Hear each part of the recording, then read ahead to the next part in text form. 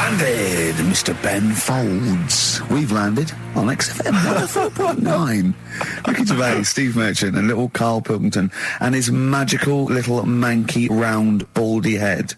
He was described as a wacky mank in one of the papers this week. Really? Brilliant. Well, remember we were talking about it last week, about he came round to my house, and I popped out my Mr. Johnson, Sure. to take a little look at. And his two That made daughters. the papers.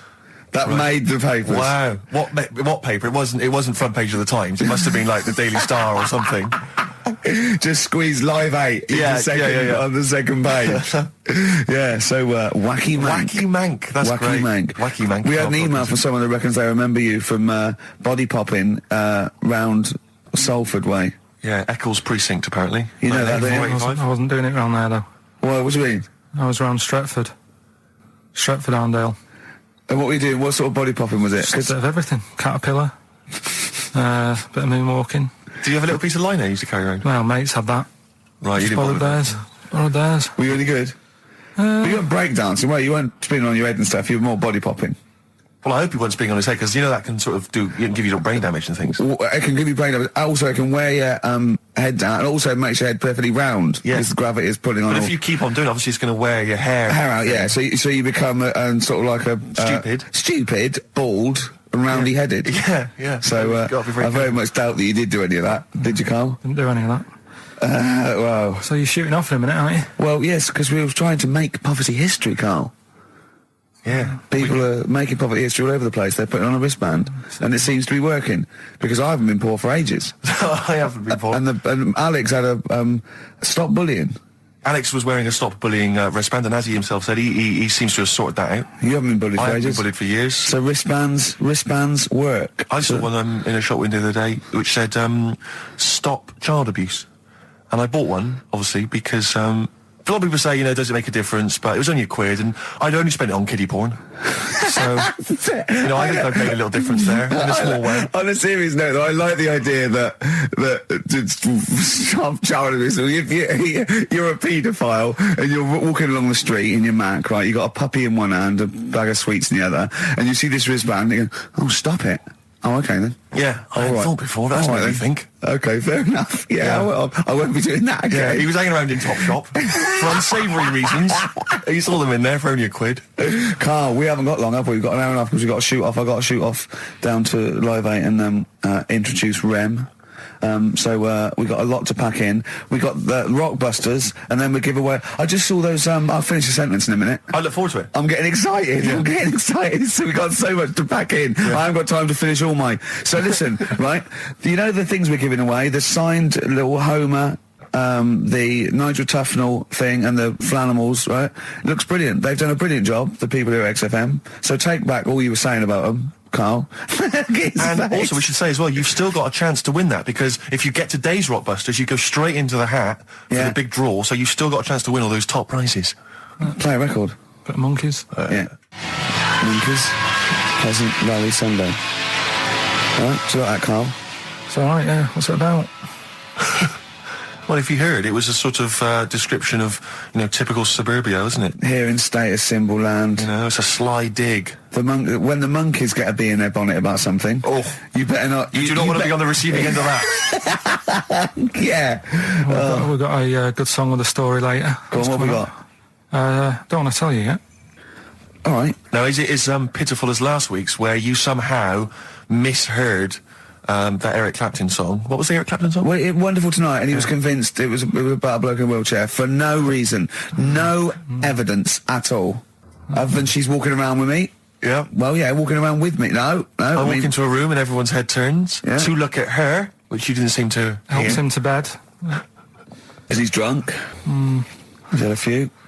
Never mind. Yeah, well, you're totally wrong. Big day, Again. Carl, though, isn't it? Because there's lots going on, and I know Carl's it's very, very important for him that he champions Live 8. I don't know what's going on. I don't know what... I am sick of it, to be honest. Sick of what? Just sick of reading about it. Sick of this Live 8 thing. Sick of it all.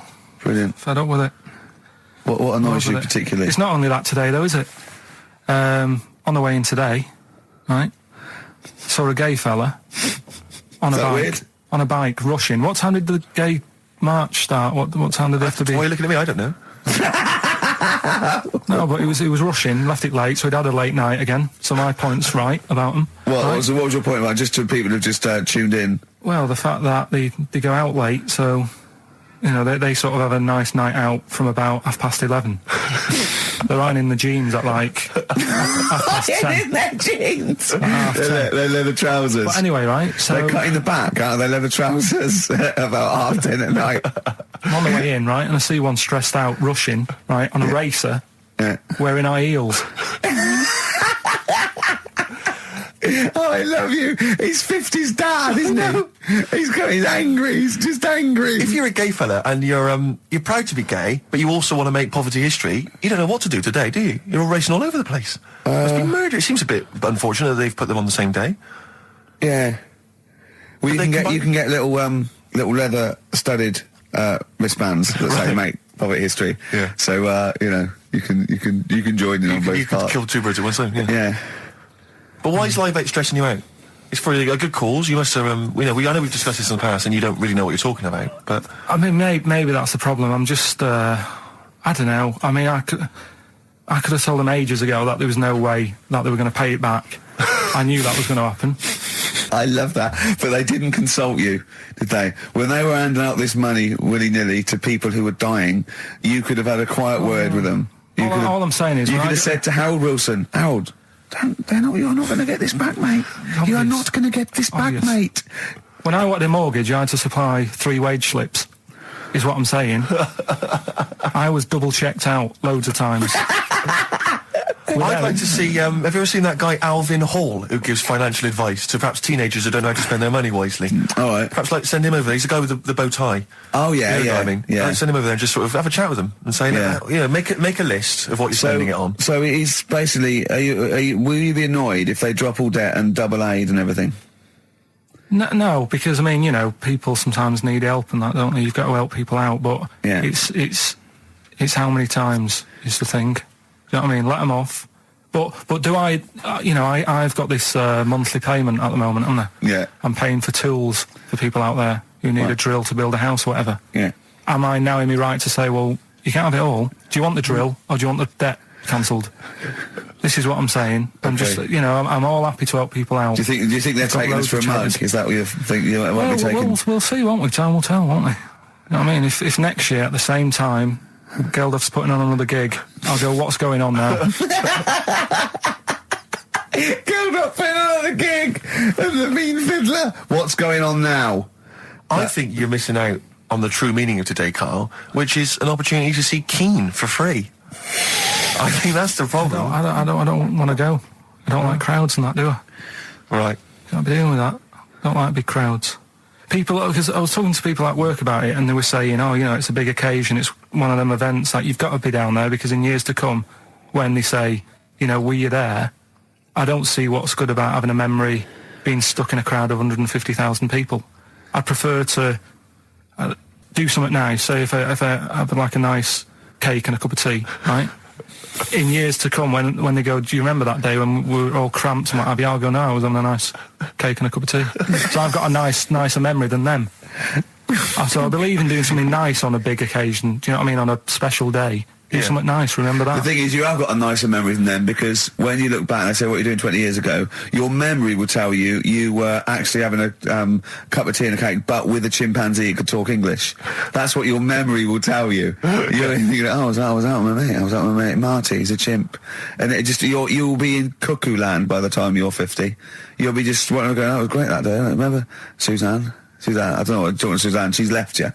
She's left. She's had enough of you waking up. Well, she's down in Hyde Park watching Bed-Shaped live. She's not worried about cake and a cup of tea. Have you ever done a march or anything, though? Have you ever sort of... What are you saying? Have you, you're having a go at me for not getting behind it all, right? Which I am, because I've got more standing orders going out of my account for charities than anything, right? But have you ever got behind a problem? No. I don't think I have, to be fair, no. No, I am quite slack in that respect. It does take a lot of effort, though, doesn't it? Well, it depends. What sort? Well, if you're going to do one of those walks from John O'Groats to Land's End or something, that's a lot of time commitment. There's one, I tell you what, there is one that looks all right. On Portland Place, just off Oxford Street, there's always just a little Chinese fella sat on the pavement, right? Oh, I've seen him, yeah. What's that all about? Yeah. He's just sat there with a poster, but you don't know what it's for because it's in Chinese. Yeah. So he's just always sat there. But that's for me, that's the sort of march I want, where you just, and he's only there when it's sunny. If it's raining, they don't bother. I tell a lie, I did pop down when all those women walked through London in their bras.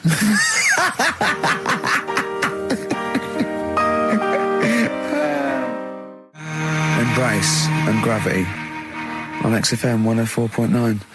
We've had a couple of texts. People obviously can text in 83XFM. That's the text number for the big quiz that's coming up shortly. Rockbusters, still your opportunity to win some of those cracking prizes.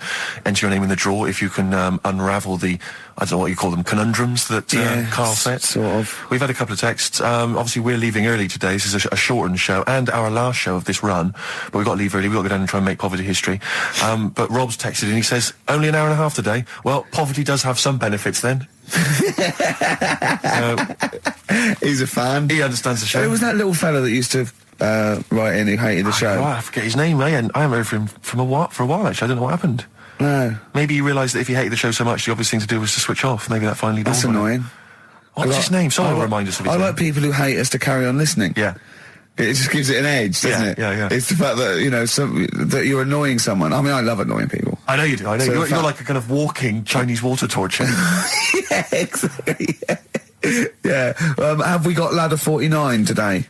Rick, there's a number of cracking DVDs, as ever, on Rockbusters. We've got The Life Aquatic with Bill Murray. We've got Howard and Kumar Get the Munchies, hilarious stoner comedy. And Batman, the animated series. And Ladder 49, there it is. Phew, Phoenix, yes. John Travolta. If you've ever seen Ladder 49, you can give us a quick text review on 83XFM. I'd be interested to know if it's Why are actually you worth giving watching. away one a week for the last 6 weeks? Yeah. Well, we better do them then. Let's do Rockbusters for the last time. You can win those amazing prizes. All right. As always, just a little cryptic clue, some initials of a band or an artist. Work it out, email in or text in. That's it, isn't it? Mm-hmm. Right, the first one. Richard's kid Yeah. cuts hair for a living. Right? Richard's kid cuts hair for a living. Right? Initials ED. Right? BD. Richard's kid cuts hair for a living. Second one. I have a problem saying the French word for well. Right? I think that's the right word anyway. Wow. I have a problem saying the French word for well. So what's that? That initial there is K. Right, band or artist. And then the third one, you take 8 kebabs, 2 kebabs, 57 kebabs, times it by 27 kebabs. Right? The fella is struggling to work it out. What's that? What's going on there? Right? It's a good question. DS is the answer there. 8 kebabs, 2 kebabs. I've got it. 57 kebabs, times it by 27 or what have you. Fella's struggling working it out. What is I've it? got that one. DS. So just email in, ricky.gervais@xfm.co.uk or on the text 83936. Yeah. Yeah, and you can win Ladder 49 and those other DVDs. Plus, you go into the draw, which we'll do before we leave, and you can win the signed by Matt Groening, personally drawn Homer Simpson. We've got the Spinal Tap poster signed by Christopher Guest, and also the original artwork of us as Flanimals. But they've all been framed. They've done a brilliant job. It really is a nice prize. I mean, almost too good to give away. A little bit annoying. Is it too late to take that back? Well, I was thinking we could sneak in a copy. Yeah. Just a very bad photocopy, so it goes grey and Yeah. No, they're all originals. So get texting. All right. XFM. REM, Night Swimming, beautiful song, brilliant band. I've got to introduce them, and I'm actually nervous. Yeah. I never get nervous. You never get nervous, do you? I never get nervous, and I get a little adrenaline rush. It just takes, 80% of the world's population to be watching you, and then you get a little bit jittery. And I don't know what to wear. No, this is interesting, actually. I don't know. No. For a moment there, I was thinking maybe Ricky's got to pop home first before he goes down to bring on the band. But if you are watching it, or if you're there, obviously not there, if you were there you wouldn't be listening to this, but if you're watching it on TV, do check Ricky out, because how do you describe that particular look? Ricky's wearing sweatpants. I assume they're sweatpants. They're not pyjama bottoms, are they? They're sweatpants. They're sort of... And yeah. you've got just a white t-shirt, cheap plain white t-shirt. Yeah. And basically Ricky is wearing It's like he's made so little effort. The only way he could have made less effort was if he wasn't wearing any clothes. If he was just wearing his underpants that he slept in. But he's actually bothered to put on a t-shirt and a pair of sweatpants and some trainers. Yeah, well... Jonathan Ross is going to probably be wearing a suit, one of his, expensive suits or whatever. And, but he won't be as comfortable as me. Well, true. Did it not occur to you for a moment to maybe make slightly more of an effort? Perhaps put on a jacket? A jacket looks silly with tracksuit bottoms. Well, again, you could have changed the tracksuit bottoms. I mean, they're a mainstay of the outfit, are they? It's like they're not changing for anything. Yeah, I've got very little things that I haven't got a drawstring or elasticated waistband. No, sure. I don't want to be bothering with buttons and zips and hooks. There's going to come a point, isn't there, where you're just going to wear, I don't know, smocks. A baby grow. Baby grow. A baby grow with a flap. Yeah. That'd be great, wouldn't it? Those little mittens. Yeah, all in, yeah, that'd be great. And then a little oven glove, so I can just get stuff out of the oven, eat it, let it drop everywhere. Yeah. Right, and then just get out of the baby grow, put a new one on, a clean one on. Or those kind of red flannel things with the which cowboys wear. Yeah. The kind of buttoned up bit in the back. The old cowboys. Yeah. Grandpa, he comes out with the shotgun. Exactly. And yeah, the long johns. Well, how's it going with Rockbusters? Anyone got the answers? Actually, one guy has texted in, James in Deptford, he's offered some answers, and he says here, the guy that hated us, famously, of course, we should have remembered, Dickie Anderson. Dickie Anderson? Richard Anderson, of course. I don't know if Dickie's still listening. If he is, obviously email in ricky.gervais@xfm.co.uk and tell us what you've been doing, how you can keep him busy and stuff. Yeah. Nice to hear from him. Chris Campling hasn't called, has he, either? Yeah, Campling. The one that thinks that not only is this whole show scripted, imagine that, right, but that Karl is a character created by us. Yeah. He's actually an actor. Oh, if only we Look could at take that, credit for a that. shaved monkey we got. I'll tell you, you're going to go along later to the Live 8 gig and you're probably going to see some bands that are going to make an effort to entertain you, but if you want entertainment, Rick, you know it. There's only one person to book. Go on. Me.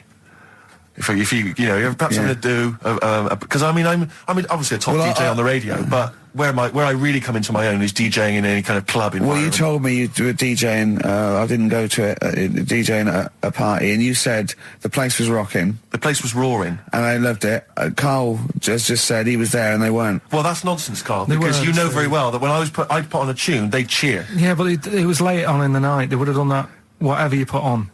That's nonsense. No, they were happy and everything. I'm not saying they weren't having a good time. It was your party.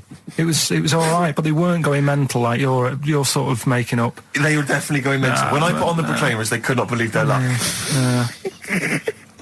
They would have walked 1,000 miles.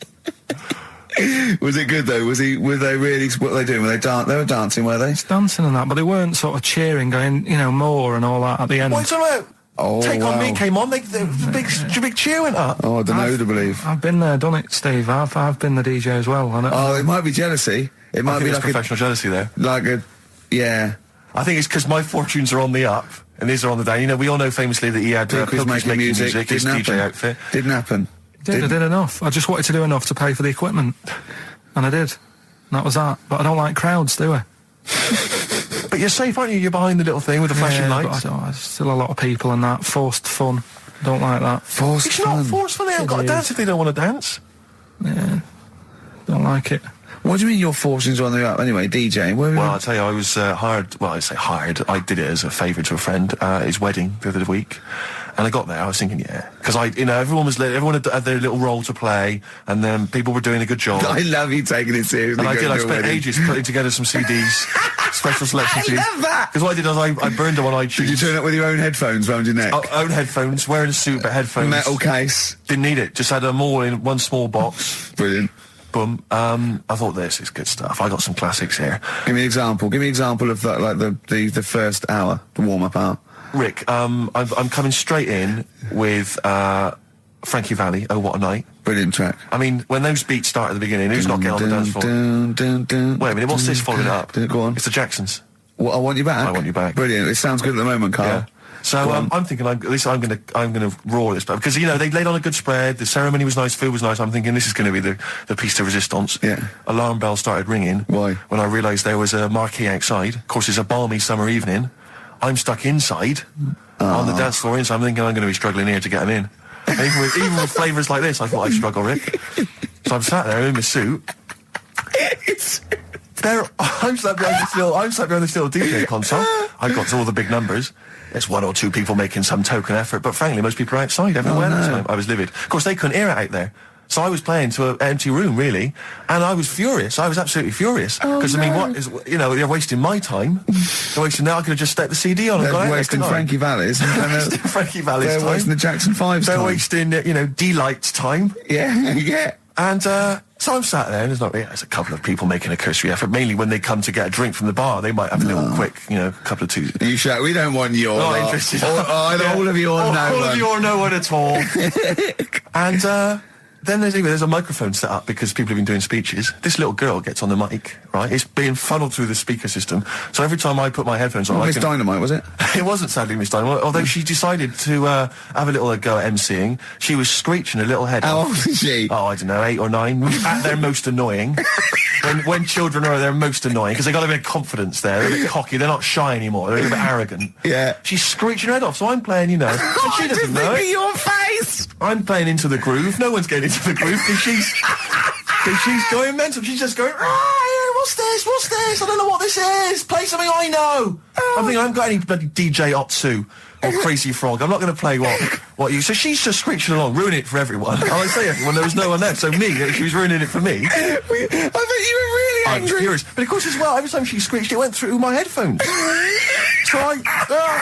So, of course, and then her dad comes along, right? And I'm thinking, all right, he's seen what's just happening. imagine you in your suit, sweating, getting annoyed at someone ruining your set that no one's listening to. I think, her dad's coming over. He's going to put pay to this. He's realised that, she's causing a disturbance. He comes over there, joins in. No. Sits her on his lap. He's just saying, she's having a whale of a time. I'm thinking I'm furious. I'm thinking it's his responsibility to shut her up. He's not going to do anything. What can I do? I can't step in. No. And I know very well that if I interfere, he's going to say, oh, well, she's enjoying herself and no one's dancing anyway, and we've just got into a fracas. Yeah. I didn't want to start a fight. No. Because I don't know, but he'd have knocked you out, wouldn't he? Someone would have got knocked out. And I'm not saying who it would have been, but, but there was, to bear in mind, Rick, there would have been 2 of them. And so I didn't want to get into a fight with him. And anyway, so I'm playing. Anyway, so my friend came along. He realised what was happening, and I didn't have the guts to unplug the microphone because he'd have known. You see. Yeah. So I got my friend to do it when she had her back to me. So he pulled the plug out. The microphone went dead. She went, "What's going on?" I went, "I don't know what you're talking about." I said, "I don't know." She said, "Where's the microphone?" I said, "You must have broken it." I don't know what's going on. Someone will probably make you pay for that. And anyway, at least we shut her up. That is great. But it really went from bad from worse. And there's that thing when you panic, you start panicking. So you're putting on a lot of flavours that you would have saved till the last hour. What are we talking? Boom, boom, shake. Exactly, you're throwing him in early. Love Shack's coming on way too soon. Really? Oh, Love Shack before 11. It's heresy, but I had to do it.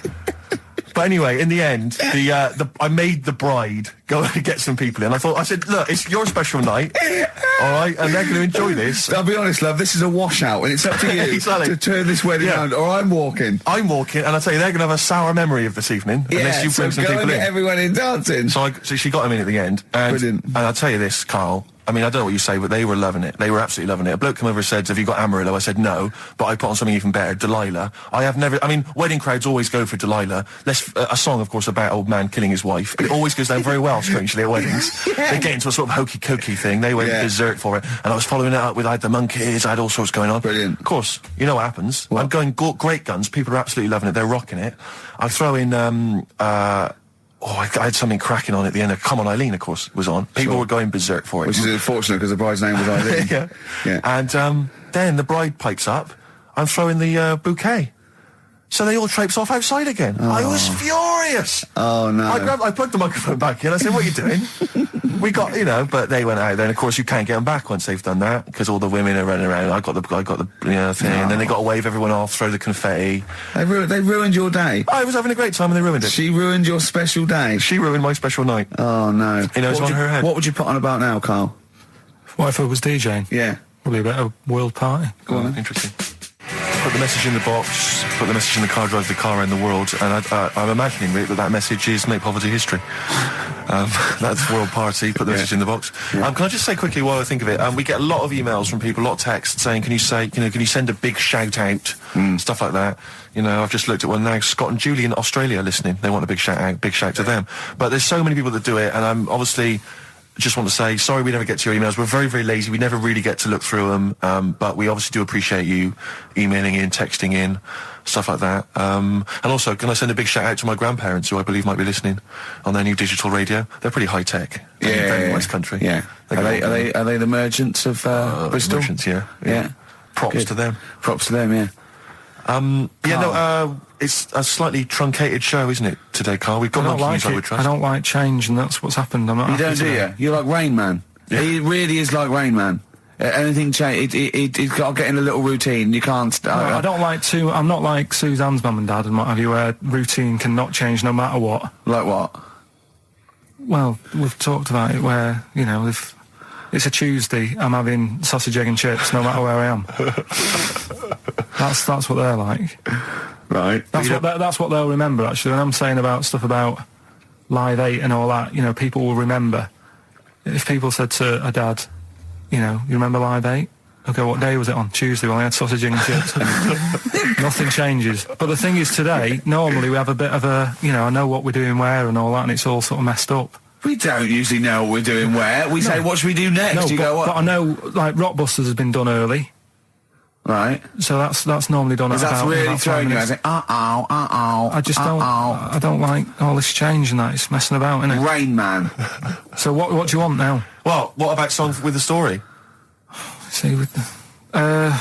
Right, well, last week... Look at him, he's in a genuinely foul mood. No, he's actually rocking. Yeah. He's actually rocking like Rain Man as well. Last week we did, like you say, Eric Clapton. This is the section where we play a song with a story. I think every song, if it's a good song, it's got a story. You've got to listen to it, sort of, from the start. You get in the middle, you're going, oh, how's it going to end and all that. Yeah. You wait another minute, you know the ending, you're happy.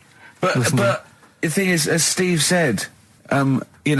sometimes you're disappointed with it, so it's not a good story. And as Steve said, I'm not sure you're finding what you need in a song for a story. Why don't you read a book, a novel? If you want a really good story that engrosses you, why don't you read a book? You're not going to get it from a pop song. I haven't got time for a book. Song's 3.5 minutes. And that's it, is it? And that satisfied you? Well, yeah, it gets you thinking for a few minutes, then you move on. Then you stop thinking. 2 minutes 50, this one, right? It's brilliant. Go on, then. It's about, last week we talked about the little crippled fella, right? This one... as I say, I don't think we say cripple anymore, but go on. All right, this one, someone emailed in saying, if you want a song about that, this is a song you ought to listen to, right? Right. It's about this fella who, basically something happened. I think he's in a wheelchair, right, for some reason. You thought that last time. His wife, likes going out. She doesn't take him with her when she goes out. Right. Is it Ruby, Don't Take Your Love to Town? Yeah.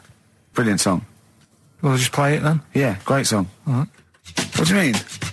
Oh, it's just, it's a good story. It starts off well and that, you're feeling sorry for him, but then he says, where's my gun? Yeah.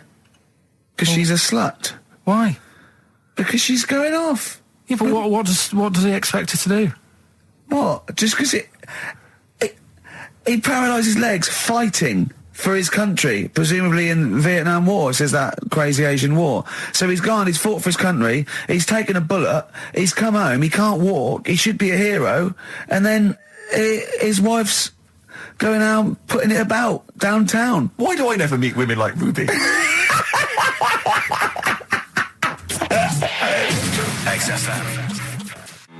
Forever Lost. The magic numbers on XFM 104.9. Well, the concert's kicked off, Steve. Yeah, I'm a bit annoyed that we're still here, really. Let's try and wrap this up quite quickly and then shoot No off. one's listening anyway. Nah, we could talk about anything. Well, we do. Yeah, true. It makes no difference to We us, could do a lot more swearing than we normally do. We could do even more. I was talking to Carl the other night, because I've been rewatching for some reason that film Witness with Harrison Ford, where he's a policeman that has to protect a little boy who's part of an Amish community. Amish? Yeah. And I tried to explain to Carl... You look plain, John Book. Exactly. And I was obviously trying to explain the Amish to Carl. He'd never heard of them. Completely stony-faced. Amazing. Now, for those... Okay, you explained it to him, have you? Okay, then. Yeah. Now, I don't know what you said, but I'm assuming you got it right? Carl, now tell me back now, what are the Amish? They're just people who sort of live like in the olden times. So to them, they're sort of in about 1842 or something, so they're getting old papers and that. They haven't caught up to. No. They haven't they don't have telly. They don't deny that the 20th century has happened. They just don't want to be part of it. They look up and they see planes and they know what they are, and they go into the town and they see it in the window of Dixon's, a telly. They just don't want to be part of it. No, they're still living. They are still living like it's that's what I mean. Yeah, but they know about everything else. They just don't want to be part of it because they think that the revolution was a bad thing. They think that society became more and more depraved, and they wanted to go away from it, and they want to go back to old values, and they think they don't need TV and jets in that way of life. They can survive in the old way because the old way was better. Missing out on Live 8. Yeah, but they haven't had Band-Aid yet. Yeah, I think this is the problem that Karl had. He in his mind, they were just a bit delayed, so that in his head they were slowly moving towards the 20th century. They wouldn't be able to watch most of these bands, all their electric guitar. They'd be allowed to watch Tracy Chapman. Yeah, doing an acoustic set. Yeah, between the bands. Yeah, that'd be all right. But no, in Karl's mind, it's like although they wouldn't like Fast Car. They wouldn't like a scene about that. They go, I don't know what you're talking about.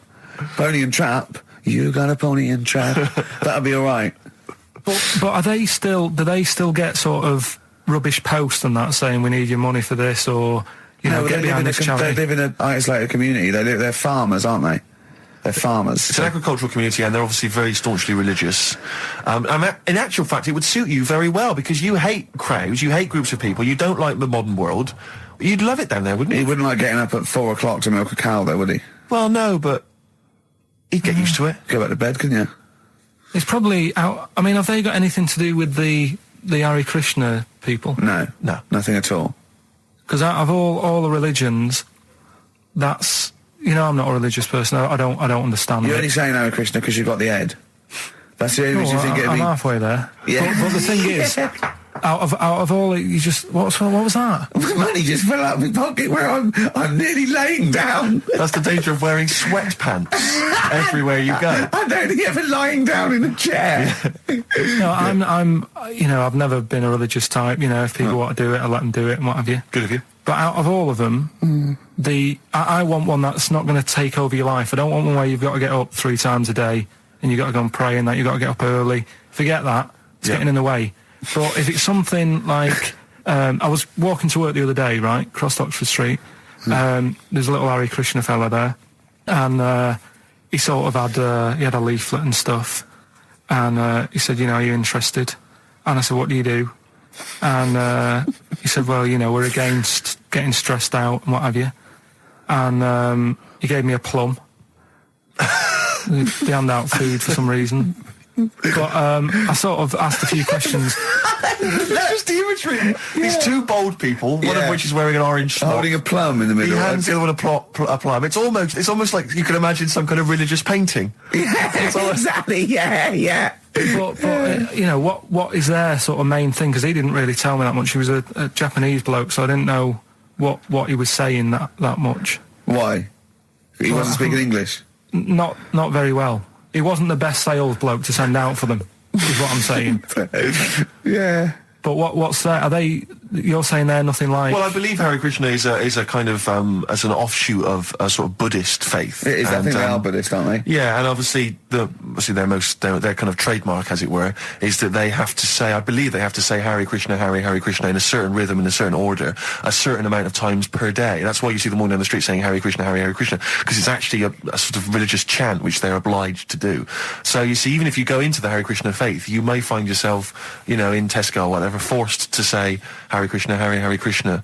Perhaps out loud, not just thinking it. Yeah, no, out loud. You can put it on an iPod and you can put that on an iPod. No, it doesn't count. No, I think you have to actually say it. So I guess that kind of eats into your social life a little bit. And there's the wearing orange as well. Particularly frustrating, I imagine, if you're in a cinema or a library. A little bit awkward there, midway through. Or Star you Wars, live next door to a bloke called Hare Krishna, who constantly thinks you're calling him. Yeah, that probably. Yeah, so that's in this. I mean, I don't think we've quite done the Hare Krishna faith its full service there, but so interesting to you. I mean, you got handed a plum. You've been treated well by them. Yeah, well, but he couldn't tell. I just wanted to know how much time it would take up. What are the benefits? You know, what can you do? What can't Well, I you think do? the benefits are they probably don't get stressed out. They've probably got that sort of that zen, that chi-ness about them, where they try and interact and Quite meditative. yeah. Yeah. I've got some nice trainers as well, don't they, with their orange. What are you looking for then in a faith, Carl? You say what are the benefits? I mean, obviously Catholicism, you get the communion wine and bread, so... Yeah, but I can afford that. Right. Probably, just I like the Crusaders. I was forced into joining that as a kid because a mate sort of joined it, and he sort of said he'd join, and I sort of swore at him. I said, I'm not doing that. Right? Yeah. He said, right, if you don't come with me, I'll tell your mum that you just swore. So I was like, oh. So I went. So I went along, and I used to just go on the Friday when they played, you know, Sabutio and stuff. And then I went on one Sunday, and it was totally different. There was no Sabutio. There was no sort of, you know, Table tennis. the thing where you hold a thing and knock things over. Skittles. There was all that on a Friday. Went on the Sunday, it was rubbish. He said, right, sit down in this room. They gave me a Bible. Thought, this looks too heavy, this is too big, I'm not interested in this book. And I never went again. I used to hide on a Sunday when they came round. And that's been the only sort of... Why did it suddenly turn out to have to hide on a Sunday when they're coming round? Because they wouldn't leave. Who was it? Were they adults? It was well, he seemed like an adult to me at the time, but he was probably about 27. Well, that is an adult. Yeah, but do you know what I mean? He seemed a lot older when I was a kid. Yeah. And he came knocking and that, and he used to say to me, Mum, I'll just tell him I'm ill or something. And he used to hang around to see if I'd eventually come out to play and that. And if I did, I think they would have grabbed me and took me there. I love the idea that for you, religion has to bring with it some kind of gift. It's like, you know, join our faith and you get an alarm clock radio. It's like something like I think religion does bring a gift. Usually, it's the gift of the Lord. Well, the gift of everlasting life, isn't it? And that's the problem with it, you know. A lot of people believe in it because they think... But for I'll Carl, be all right. his feeling is like, that should be a given. That's safe. I'm definitely going home with eternal life. But what else can I have? Is there an Why do you have iPod to have in a it? religion? Because obviously I don't have a religion, I don't miss it, and I wouldn't want one. I'm an atheist. And that's out of belief, that's out of logic. And we don't get into the politics or the morality of it. Why do you feel you need a religion? Why don't you just get a hobby? Well, I didn't want one. I don't want one. I just was saying that, you know, if I was to get one, which one would I go for? Is what I'm saying. I'd what I like to mean? see you perhaps as a Jew. I think Judaism would suit you well, I think. What are the hours like for that? Tough. Can be tricky. That's what I mean. I don't want anything that's, you know... And they have a day where they don't eat and stuff. I couldn't be doing that. So then they have days when they eat too much. Yeah, but what happens if I'm not that hungry that day? Like I say, I don't like change. You know what I mean? I like my Cheerios in the morning.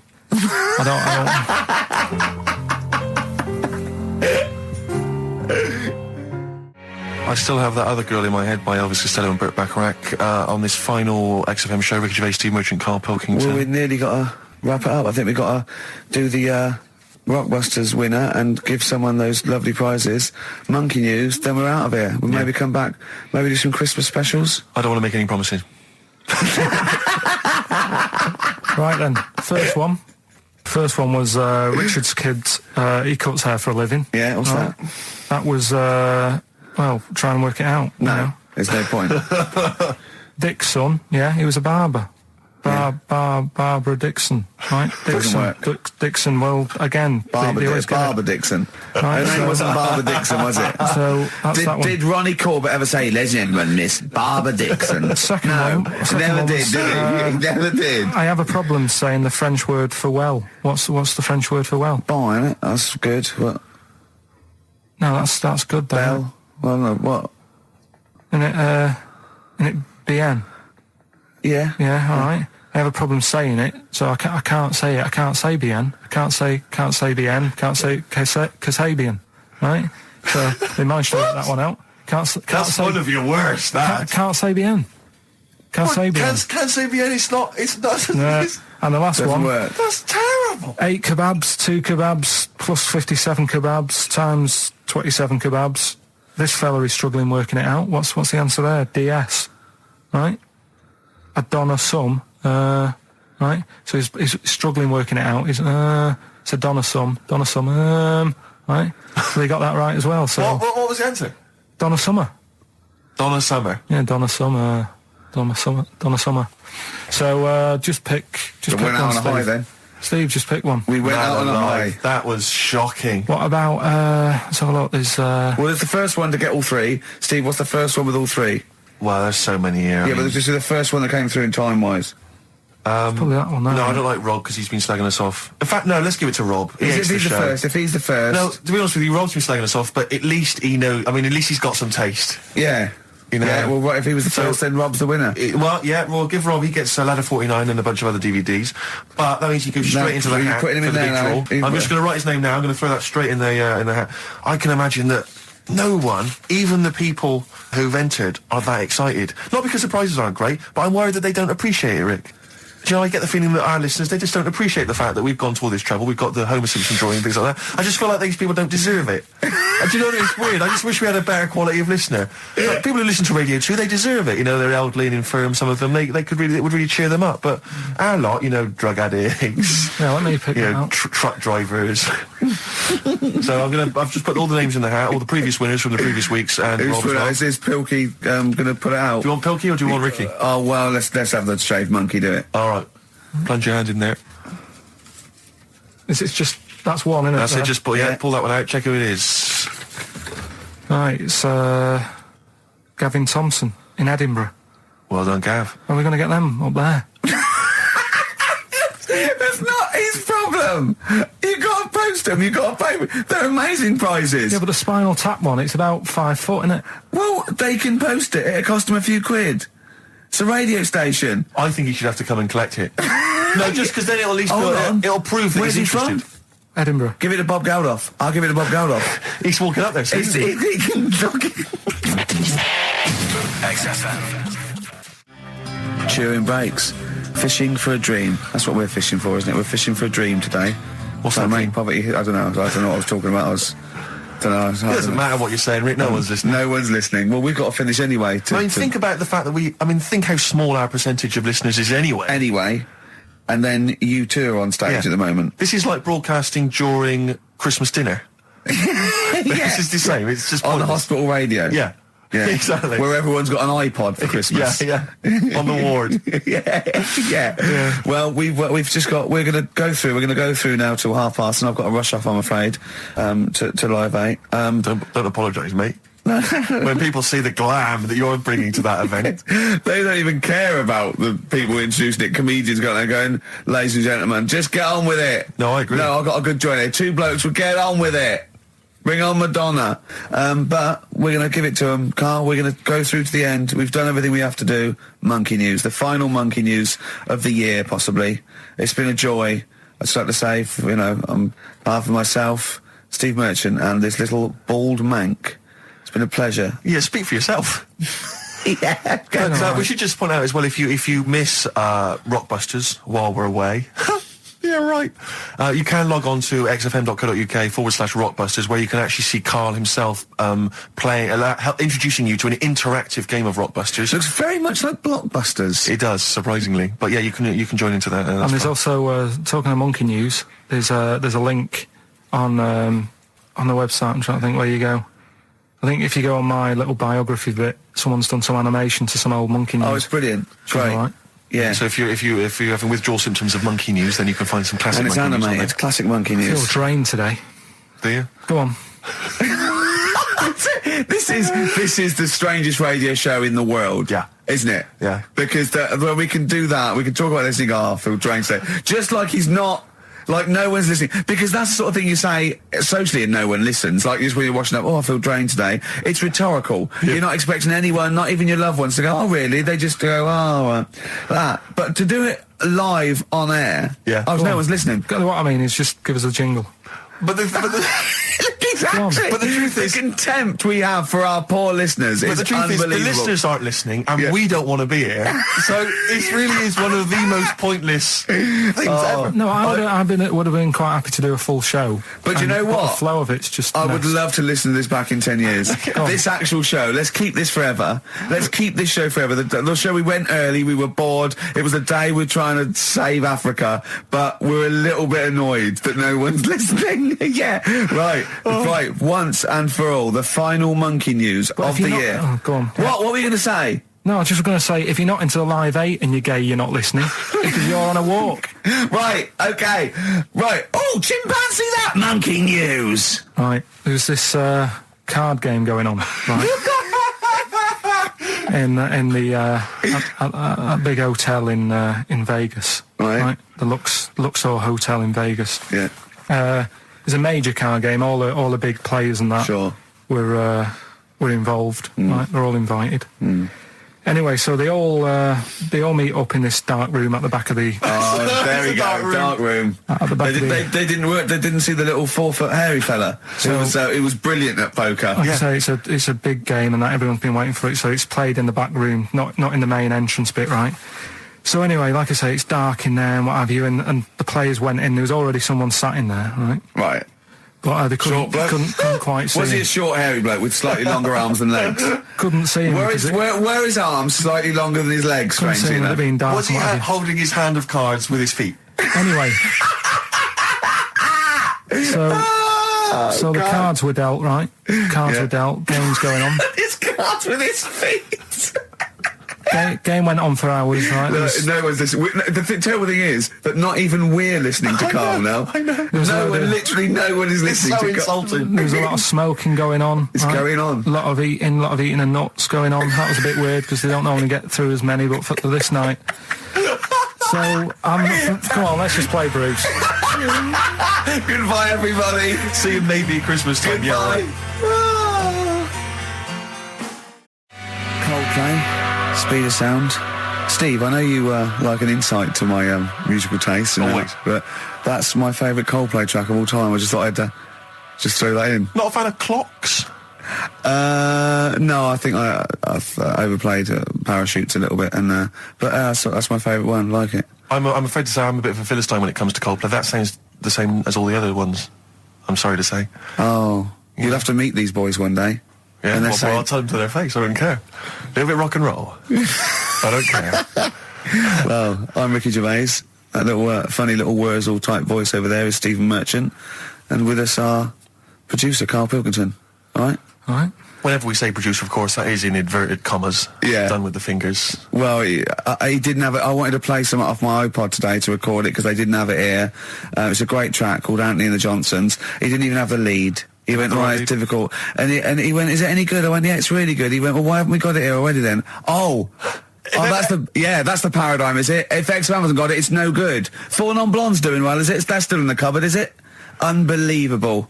We're a little bit annoyed today, aren't we, actually? I'm really annoyed. Yeah. All that stuff we did last week, that Landauer sent us some sparkling wine, and we thought, right, you shamelessly plugged it. Yeah. How many times you mentioned it? I About must have 20 mentioned it about times? 20 times. Well, the finale was hitting Carl on the head with a cork. That's on the website, by the way. Okay. RickyGervais.com. Go there and see Carl being hit in the head with a cork, right? Yeah. We said, look, send us free stuff. We'll talk about it. Nothing. The cupboard literally is nothing. empty. The cupboard is bare.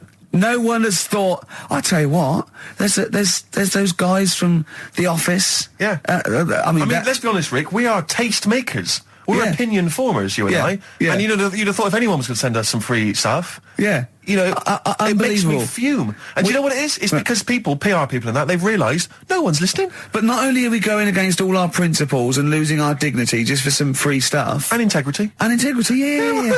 We're going against XM policy because obviously they would have got thousands of pounds for Landauer to be mentioned last come week. on, 20 Rick. times. No, it wouldn't. Thousands. It's 40 It's quid, isn't it? XFM, Rick. It's 40 quid Yeah. for 40 quid for a 9-minute advert. Exactly. So advertise your quality stuff here. Yeah. Jeff's Garage, cheaper than some other garages. Anyway, actually, if Did there we is play an advert once for a tattoo parlour? Yeah. Do you remember that? I'm sure we played an advert for a tattoo parlour. What tattoo parlour can afford to advertise on a radio station? Unless it's a tin pot one like this. Oh, God. Oh, I've got some good music today, though, Steve. Oh, really? I hope so. I'll be the judge of that. Go on, Yeah, what have you got? well, AC/DC. Oh. Have you got a bit of bare skin? You need colouring in? Come along to Ron's Bike Shop and Tattoo Parlour. He'll write Mum on your hand and give your Harley a tune-up while you wait. I can't believe no one wants to advertise with us. And that only costs, what, 20 quid? Yeah. And they play that I mean, endlessly. I turned down millions of pounds to do adverts because I think it's beneath me. And I thought last week I'll give a little bit back. I'll excite all these people who want to get Nothing. All I'm thinking is, Steve, either our cachet's gone down, no one wants us anymore, right? Which is impossible, surely. I would have thought so. Or we're on a tin pot station that no one listens to. Now, Ding! Correct answer. Correct answer. Unbelievable. I'm having to hold on the pop shield of this mic because it keeps falling off. It's embarrassing. This It's whole room is awful. embarrassing. I mean, oh, God. Well, Carl, what are your thoughts? Why have you stuck it out here? Nothing better coming in, I thought. Well, I'll That's tell you all right, why, I because get you're it. always on holiday. You don't do a lot. You get paid, well, doesn't he, really? He's a moany. He doesn't try and get on at all. He doesn't deal with people. He moans about everything. And, so he's... I'm all right. I've got my own little room and that. Yeah. Like a cage. It is like a cage, isn't it? And he can shut the door. If people walk past, he goes, shut the door. He doesn't want them looking in. He's like a miserable old chimp. We noticed today how much he's simian, isn't It's he? very strange, actually. We maybe should try and get a picture on the website because Carl's arms are particularly chimp-like. It's very, very strange. Because he's got he's got long downy hair. It's And not the like... long extended knuckles. Yeah, and his totally round face that sort of the chin goes back and the dome of his cranium. I think, quite seriously, I know we sort of share about 98.5% of our genetic material with bonobos and chimpanzees, but I think he's got a little bit more. Yeah. I honestly think he's a little bit of a throwback. Just his line, they just kept to this sort of really the ugliest one in the cave and the tree, and he really didn't. He didn't come out of it. I'm not saying you are, I don't think you... Well, you are. Yeah, you're chimp-like. No, it does annoy me. My hair annoys me on my body and that. Because I've got like hair on me little toes and that. Have you? Then on the legs. Would you see your little toes? Can you pick things up with them? No, tried. Okay. Well, that's the finale of this week's show. We're going to see if he can play a record and put the fader up From a tyre, while swinging in on a tyre. just using his hairy toes. Yeah. I've sort of got hair all the way, but then it just runs out where it should be. On the top I of your know. head. Top of my Yeah. head. It's just- Is this part of the reason why you're always uncomfortable about, being nude or around naked people? Is that partly the reason, do you think, because you look so grotesque? Well, when I'm on holiday, I don't really like wandering about without a top on unless, like, it's a quiet beach or whatever. Sure. So There's what would you there's normally wear? need. Shirt I just and have tie? like a nice sort of light, summery, sort of linen shirt, maybe, just Yeah. a few top buttons open. Yeah. But I don't like... The naked body isn't that nice anyway, is it? You know what I mean? Whatever it is, if you're a cat and you're shaved, you don't look that nice. You know what I mean? But with I hair think on you'll it- find a cat is naked even with its fur on. Cats don't wear clothes. No, but what I mean is, a bald cat isn't that good. You know, it does me head in that I'm bald. I'm not, I wish if I could have hair, it would be nice, but that's life. Would you isn't it? prefer animals to wear clothes like Mickey Mouse does? Or Goofy? You know that I don't like nudist and all that. We've done it. But don't you think sometimes you could sort of like maybe fancify it a little bit? Like if there was such a thing as an ape salon, and there isn't, Carl. There isn't, right? Would you give a orangutan a trim, maybe sort of his hair? Because some of those look like they're going bald, but they've got a comb over, They don't should they? just have a shave. When it's like that. That's what I did. Just take it back. And the underarms as well. Yeah, they've really got a lot of underarm hair. Even the women ones. Really? Yeah. That's disgusting. I know. I don't know. I don't even know where they breed. I don't know how they get they laid, some of those horrible old hairy ginger orangutans.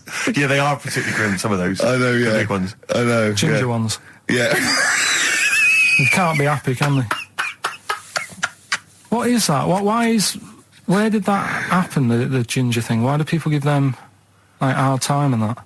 Well, you just gave them a hard time then, so why did you do it? You were just buying in, were you? People do sort of give. I don't understand why, but ginger people get quite a bit of stick, and I've never understood it. No, well, it's just I don't know why. I They don't do, know. don't they? I don't know. It might be historical. It might have been because I'm sure they don't everywhere in the world. I'm sure it's probably. Oh, they are. They're always. I've said to you about even like ginger cats. They're always fat because they're sort of sick of it, probably. Wait. What do you mean? Ginger cats? What do you mean? When you see a ginger cat, they've been eating like because they're upset. They're fed up and they've been bullied. You never and see like a thin, happy ginger cat running about. It's always overweight and looking a bit fed up. It's just a good point, isn't it? I wouldn't say it's a good point, Carl. It's a point. So last week the Chinese don't age well. Now anything ginger, including cats, are sick of it. No, but I'm just saying. Are you ginger? Would you like to take issue with any of Carl's points? 83 XFM is the text. You can text us. Maybe you've seen a thin ginger cat. I'm not having a go though. That's what I'm saying. I'm just saying it's weird how people give them a hard time. And it's if I could have hair, I'd go for ginger hair rather than being bald. Really? Mm.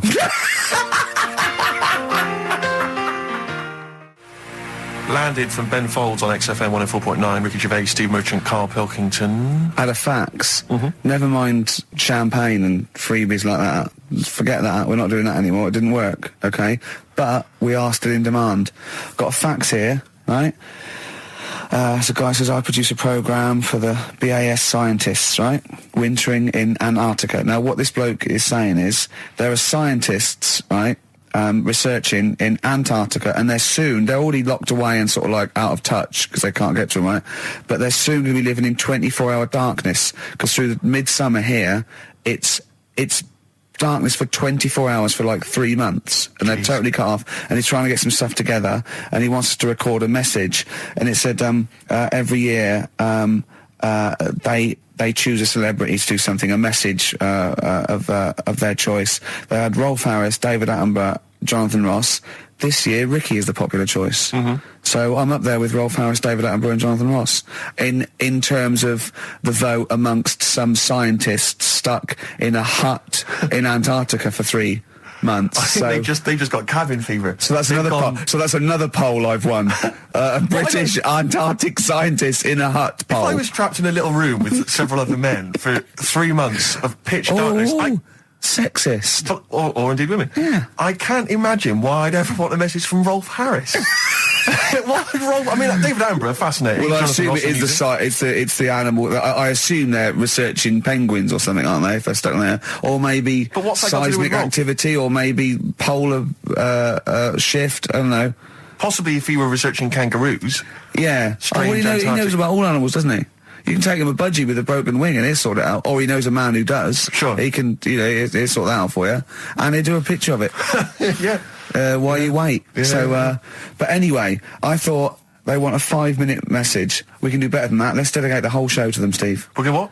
Dedicate the whole show to them. What, was it trouble with my diction? A little bit. I'm just thinking again, we've got to slow down because these guys are there, they're working, they're busy. They're used to speaking eloquent yeah, English. Exactly. They were used to talking to intelligent, educated people. Yeah. So Karl should be something of a surprise to them. I imagine they'll just flood back early and come back to study him. So this is this show is dedicated to all you I know nothing about them. I don't know how many there are. I know they're just, as I say, in a hut somewhere, presumably with a laptop, drinking hot chocolate out of steel mugs with just looking up porn. Well, they're not on the internet, are they? Oh, are they not? Well, no, there's no phone line. Well, how do they charge up the laptop when it runs out? Well, they've probably got generators. They must have other stuff. They got a telly and that, haven't they? Of course they haven't. No, for DVDs and things. Well, they could probably have a DVD player that would run off a generator and stuff, so they can play. I don't know what we're giving this on CD or something. But and what are they? How can that enhance your life though? That you like 2 months has gone, you've sat there, you're chewing Kendall mint cake and just looking around at white walls, right, thinking that the thing's going to come in any minute and put you out of your misery, right? And you go, all right, lads, it's here. What? A 5-minute message from Ricky Gervais. Yeah. Who? The fella from The Office? Oh, yeah. Go on. I mean, I don't know how I can enhance. I mean, one of them's going, I voted for Ricky Martin. What? Yeah. But I don't understand what they're researching. You say penguins, but that's just a hypothesis. Well, I'm assuming that because it's Antarctica, where the The penguins live. Is there anything else there? What else is going on? There's There's a lot of presumably climate differences and... Well, yeah, because it's a changes and so on. landmass, isn't it? Arctic's just on ice, and Antarctica is actually a continent. It's a landmass, so there's stuff there. But presumably not in the winter. I imagine it's like 10 foot of snow, and really not a lot happening. Sure. I don't know what they're researching. It could be astronomy, as I say. It could be some sort of seismic thing. It could be just testing polar melting. It could be penguins. I have no idea.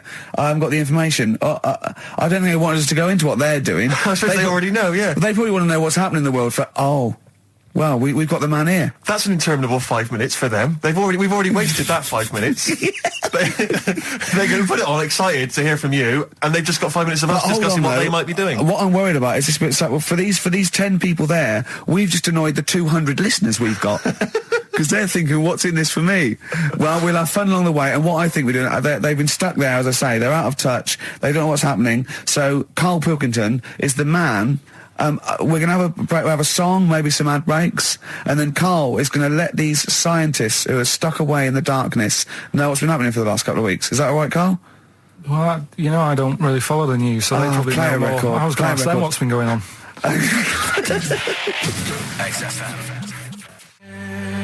Embrace a glorious day.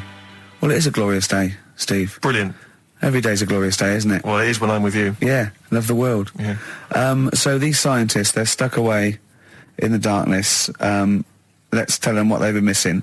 What's the highlights, Karl, of the last Ricky Gervais and Steve Merchant and Karl Pilkington, by the way, XFM 104.9, etc. What they've missed for the last... just do the last few weeks. What have they missed? Remember, they haven't got newspapers, they haven't got telly. What's the... Look at him, he's looking at me like I just said that in Arabic. What don't you understand? Think what's happened. Think what they haven't got that you know about. What have you seen and heard in the last couple of weeks that they couldn't have? Well, like on the news and that, what's gone on in the world and that? Yeah. Well, or just things you've done personally. I think that'll be of less interest. Yeah. Pope's dead. Okay. I like it. I imagine that. Imagine if that was them breaking it to them. Yeah. Like they're listening and you go, what's happened? The Pope's dead. Well, don't say it like that. Break it to us gently, Karl. I think that's better than how they do it on the news normally, though, isn't it? They make a big deal out of it, and you panic a bit when it's breaking news, and you think, oh, there's a war on. Yeah. And you go, Pope's dead, and you go, well... So you've just used that short, sharp tactic. I said it softly, ripping a though, didn't plaster I? off quickly. I just said it softly, didn't I? Pope's dead.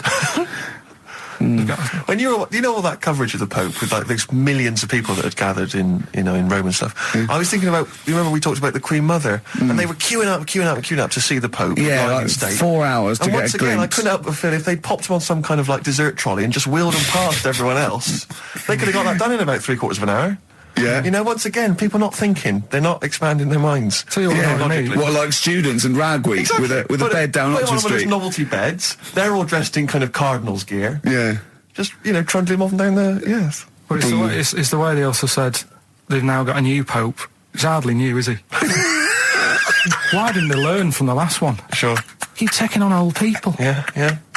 My dad couldn't even get a gig in B&Q. Are you nice? Oh God! So who have we offended? I mean, the thing is, it's clever because soon our offensiveness isn't going to be sort of like we're feeling about offending someone. It's going to be like we're going to be living with Salman Rushdie. Yeah. Do you know what I mean? The things. I mean, that's pretty. Don't have a go at the Pope. I'm not having a go at him. It's good that he can carry on working and what have you, but I thought everyone had to retire at like 60 or whatever. Like, bloody hell. But, whatever, if you can get away with it. Yeah, why couldn't your dad get a gig in B&Q? I mean, he goes there a lot, doesn't he? He goes there a lot. That's why, if you're just joining us for this one-off show because you're trapped in a bunker somewhere in the Antarctic, you should know this of Karl's dad. He's a thief. He steals things, and we've openly discussed this before. He steals this from other elderly ladies and elderly people. Perhaps. Oh, he's not like Raffles, though. He doesn't go into their house. He's not a gentleman thief. No, don't people put? Let's put this in context. He's not a villain, but sometimes when people leave groceries lying around in a public telephone box. No, what it was, where they live now, they've retired, right? They've moved. I won't say where they are, but somewhere quiet, right? And it's so quiet. It's not a witness relocation protection scheme. But because there's only about 8 people live in this village, it's not worth like the like corner shops. There's only 8 people living in the village. It's quiet. The village of the damned. So anyway, rather than keep the shop open, you're meant to call up and go, all right, Harry, I need some milk today. Right. And they stick it in a phone box outside in the shop, and my dad found that out. So when he's been out, just stop off at the phone box, have a look at what's left lying around. Yeah. But of the 8, I mean, there's 8 people in the village. My attention would be instantly drawn to the dodgy Manc fella. I mean, do you know what I mean? It seems, in Manchester you can probably get away with this. There's a lot of scum up there. But down in this little village, you know, you got a little Miss Marple type and a little, you know, country policeman. He's stopped doing it now, hasn't Has he? Stopped doing it, yeah. Cleaned up his act. Yeah. Good, alright, so the Pope's dead. Any other big news? There was that thing I told you about last week, the foot-long spider eats chicken. What does this mean to them? They're going to think that the world's been taken over by them. It's not like this the other day. We're not going back. There's a foot-long spider on the loose. Are these people bright, though? Well, let's have a look. Antarctic scientists. Yeah, they've probably got an O-level or two. You're looking at penguins all day. Yeah. So how bright have you got to be? What do you mean? Well, what are they doing? Well, I don't know, do I? But they've been chosen. There's probably cost millions of pounds to set them up there. Oh, Karl. I'd say this is like, for scientists, this is like Big Brother. Do you know what I mean? This is like a big dinner. Scientists there watching this, finding out what's going to go on. There's little challenges that they give them, little tasks. It's like Celebrity Love Island without the sun and slappers. Go on. I think what else has gone on? Well, while you're thinking, Carl, I should just tell you now, you threw that question out earlier, why are ginger people historically mocked? We've had a couple of responses on the text, 83XFM. Again, as ever with XFM listeners, don't believe what they say, don't trust what they say. But one of them... have we got any respect for anyone in the world? I'll get back to you. Pete in Tooting, now, again, I think this is nonsense. He claims that the reason ginger people are disliked is because Judas was ginger. From the Bible. I don't know where he's come up with this idea. No, I've heard that. But I mean, are there a great many people from, you know, the Middle East who are ginger? Well, that's probably why he stood out. Sure. And he was probably fed up, and he thought, I'll get him back. Yeah. Maybe... Unless he had his hair dyed ginger when he was on the witness protection scheme. Which presumably he had to go into after all came out in the book. What did he do? What did he do? He stitched him up, didn't he, to the Romans, didn't he, Judas? Did he do it for 40 pieces of silver or something? I'm not big on the Bible, but apparently... Incidentally, if you'd like us to stitch up any kind of messiahs for 40 pieces of silver, just get in touch, 83XFM. We're willing to do that for you as well. So that's one explanation. There's another one here, which is, again, I don't believe this for a moment. It says, ginger people get a lot of stick because in Elizabethan times, people with ginger hair were told that their mother had slept with the devil. And that was why their hair was ginger. So there's 2 options. Maybe if you've got some more, you can any more spurious thoughts, then get in touch. 83XFM. But yeah, I don't know. So, there might be truth for both of those. I mean, the point is that if either of those are true, they were already being picked on. If you know what I mean. Right. That's the point. It's sort of like maybe that's not the total root of it. Well, the Judas thing might be the root of it. The first big ginger to do something a little bit. So if he was bald, then old bald people would be like, yeah, get a hard time on that. Yeah. Well, we do mock you behind your back anyway, Carl. That's going on, don't worry. So play a record and think of something that's happened to tell these poor scientists what's going on in the world. All you've come up with so far is the Pope's dead and there's a big spider. What is that? That eats chicken. The Pogues, rainy night in Soho. I hope there isn't a rainy night in Soho tonight, Rick. I'm sure you're one of those who agrees with me. So we just had an email here from a guy called James Lee. He says, hi, just writing a bit of info on the scientists in Antarctica. I'm a scientist who's just come back from one of the Antarctic bases called Halley. There are 15 people staying there over the Antarctic winter. The scientists are looking mainly at the atmosphere, things like the ozone hole and meteorology. Right. I think there are 6 scientists staying over the winter, as well as a doctor, electrician, mechanic and a carpenter and so on. And so he's saying they do listen, they have the internet, so they maybe could listen to the show on the internet. And if you get the chance, say hi to Francis and the rest of the winter is for me. Sure, no problem. Yeah, thanks, James. But yeah, there they are. That's what they're doing. That's what they're up to. But why are they asking, you for a message, though, when... I mean, have these people got families and that, or are they convicts, or... No, what do you mean? Of course they probably do get messages from their family. Well, why are you doing one for one? Is that... I mean, say, do you know, like, you see it in, like, Porridge and stuff like that, where if someone's in prison and no one visits them, yeah, and they sort of look a bit fed up and that, is this message that you're doing for like, people who don't get a letter in the post from... Brilliant. So they put this on the shelf until someone doesn't get one. All right, Hargreaves? Yes, sir, I didn't get a message today, sir. Yeah, I've got a message, Hargreaves. I've what, sir? Hargreaves, you have got a message. Really, sir? From Ricky Gervais. Really, sir? And they give it... Don't talk, please. There are scientists listening. Try to keep the talking shit down to a minimum today. What's annoying me is, right, they're saying this stuck over there for months, but it seems to me like they're wasting a lot of time. Right? Why? Well, you're saying they probably watch DVDs. They're saying they've got internet access. Yeah. Yeah? Well, I'm wrong. Listening to messages. Yeah. Get the job done and go home. Well, well, then we don't have to tell them anything then, because they listen to the internet. If they've got the internet, then, yeah, it's a waste of time. Good point. Play a record. Well, hang on, before that, here's a good point. You've had a long time to research what's been going on in the world. We just had an email here from Nicholas who says, why haven't you told them about the recent pig Olympics that just went on in China? You've missed that one, Carl, once again. Who won?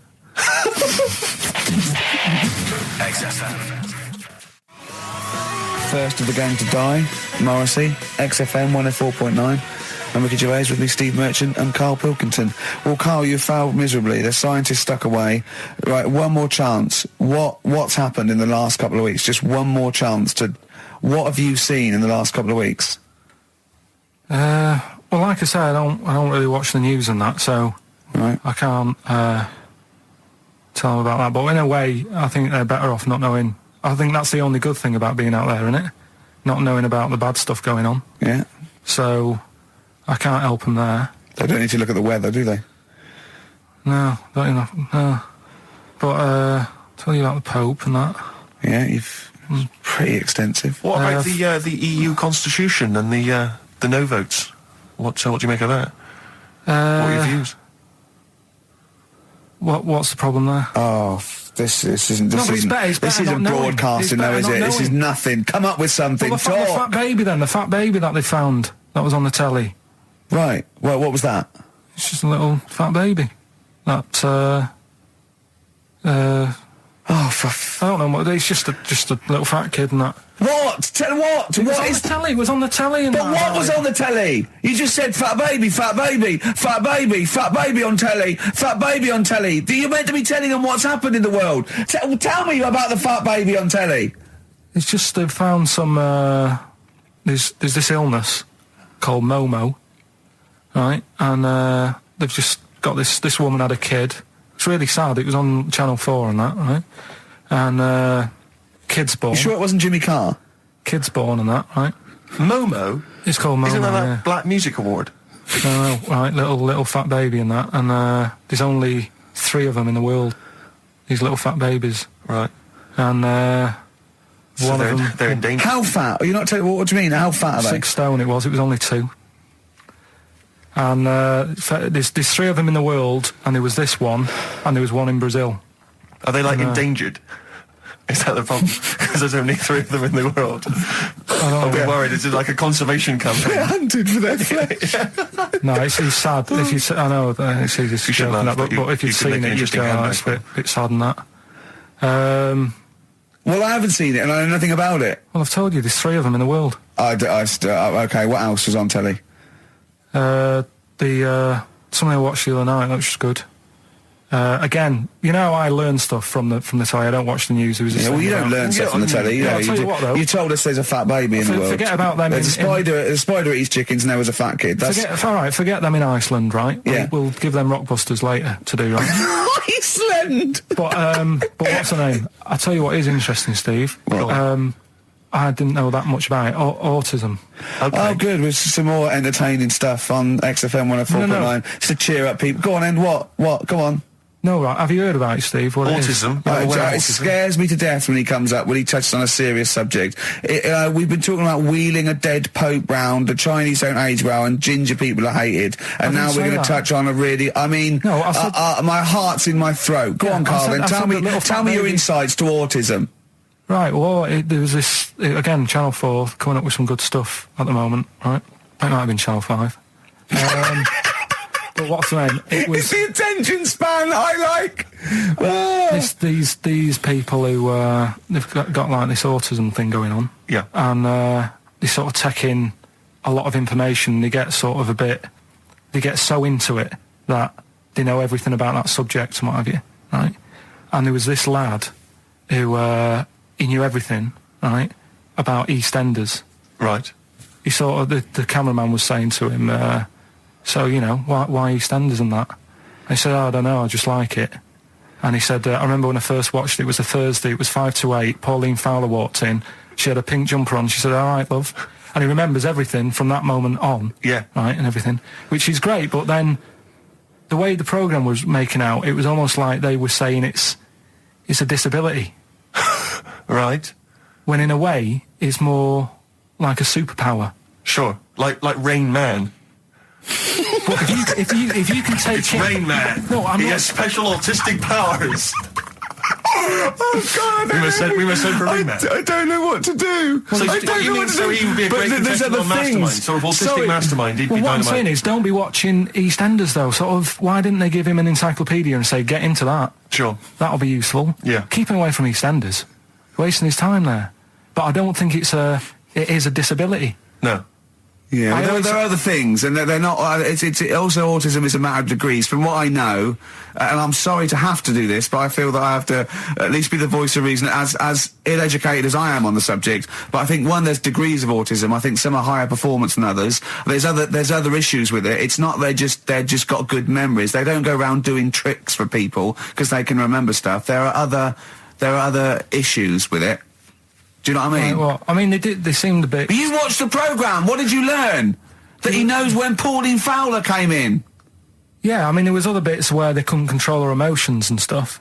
Oh, that other little bit, yeah. But the main bit of it was he can soak up information and stuff, and I'm just saying it didn't seem really bad. Do you know what I mean? There's disabilities where people say that's a bad disability. It's like how people say about... This is brilliant. This is just like this is amazing to be in a room with this man. It's incredible. You just wind him up and listen to what comes out. And I'm going to sit back now. I'm not going to defend you or explain anything. Just tell me about the other disabilities that are worse. What I mean is how people can sometimes easily get mixed up. How people are scared of like a cyclop. Well, at the end of the day, he's got a disability. A bloke. Who's scared of a cyclop? No, it's apart just from Jason and his Argonauts. Where's this cyclop that you're scared of? No, I'm just saying in history and in books and that. No, not in history. History happened. Yeah. What are you thinking of? You're mixing history with Greek mythology and Roman mythology and every other type of mythology. What do you mean? There wasn't really a giant cyclop that went round picking up ships and throwing them around. That's not history, Carl. Do you think Batman's history? No, but it was ages ago, wasn't it, when we were sort of forming... No, I'm not saying it didn't happen ages ago. I'm saying it didn't happen. Well, he might have done. What's so ridiculous about a fellow with one eye? In the middle of his head, and he's big and scary and lives in a cave. Why is he scary? Because what if he had 8 eyes, I'd be scared of him. At the end of the day, he's got a disability... we'll talk about it in a bit. Bobby Womack, across 110th Street on XFM 104.9. I'm Ricky Gervais, with me Stephen Merchant, and over there, Karl Pilkington. Can I just remind people that... A man so stupid, it isn't actually offensive. I just want to put that out there. Yeah. Okay, good. No, just wanted to remind people that they can get in touch on the text, 83XFM. You'll need that text number shortly, because we're going to be playing Rockbusters very soon. Gav has texted in, and he says quite simply, what's happened to the webcam? All I can see is a bald monkey. Well... You're absolutely right. We'll try and get that sorted out for you. But we're rockbustering now. Should we do it now? Should we do it now? Say it up now. Okay, great. Yeah. Well, you should just remind people, Rick, particularly if they're trapped in Antarctica for the next 3 months, what this game is. Well, this is Blockbusters. Just totally ripped off, and the clues are bands and artists. Carl says they're cryptic clues. They're not cryptic clues. They're more like, what word am I thinking of? They're tenuous. Some of them don't work at all. So it's really, are you in tune with a shaved monkey? I mean, it's nearly embarrassing to get the clue. I pride myself on that I don't really get them. And I'm sort of proud of that, because you shouldn't. Yeah. But anyway, I think I've given it a big sell. Yeah. Now, you do win Tat today, but the big prize is going forward to be in the draw in 5 weeks' time, when there's a signed Homer that I got Matt Groening to draw. If you go to rickygervais.com, you can see him drawing it. It's an original. Well, if they want to see it, they can go to xfm.co.uk/Ricky, and it's actually, just click on it, you can have a look at it. Oh, you can see all the pictures there, can't you? There's also a signed Nigel Tufnell poster, and us three as Flanimals. But there's a little actually video clip. I was on rickygervais.com. You can actually see Matt Groening drawing it. Well, those prizes are the ones, the big prizes you can win in 5 weeks' time if you get to the grand final. In the meantime, it's the usual selection of mediocre gifts which will be given away. That we found in a drawer that people have sent us to give away. First up, we've got I think most people agree, the mediocre John Travolta film Ladder 49, which I think barely made it into cinemas over here. We've also got on DVD. And we're giving that away. We're giving that away. Brilliant. On DVD, the TV series Grumpy Old Men, which I think is repeated every single night on BBC Two. Oh, and that's free as well, is it? Yeah, that's free. Okay. We've got the complete third series of Alias. Great gift, only if you've seen the previous 2 seasons. So, is that the one I'm in? I don't know, possibly. French and Saunders at the Movies, a collection of all their hilarious movie spoofs. Again, on television, I think every Friday. And the TV series Operation Good Guys. Fine series, but you could see that on UK Gold most nights. So once again, an excellent selection. But if you win all those and take them straight down to Record and Tape Exchange, you will be able to get 2 albums that you actually like. That's exactly right. So, people send us them, so they sort of get bigged up on the radio, so that's done. We don't need to worry about that. Angry. So, anyway then, three clues. Well, hang on, let's play the jingle. No, I haven't got one. You not got a jingle for Rockbusters? No. Well, do one quickly now. Okay. Rockbusters. Brilliant. All right, so we got 3 of them. Cryptic clue and the initials. The band. It could be a band or an artist. We've done all that, haven't we? Yeah. All right, first one. The fella let his wife know how he got the bruise on his leg. Right? Give us that again. The fella let his wife know how he got the bruise on the leg. He got a little bruise. Yeah, it's all. Imagine that in the Times crossword. You read it again, it's slightly different. Every time I look back at this crossword, it's slightly different. All the words change. It can't be cryptic. The initials there, CL. Right, CL. Fella got a bruise on his leg. He let his wife know how he got it. What's going on? Right, second one. All the muttering. And what's the next cryptic clue? Second one. That Potter lad had a lot of bottle doing all that stuff with the wizards and that. Right, he had a lot of bottle playing with the wizards and that. What's all that about? Right? I love it. He always says, "What's all that about?" TB there, band or artist, the initials TB. That Potter lad, he's got a lot of bottle doing all that stuff with the wizards. Right?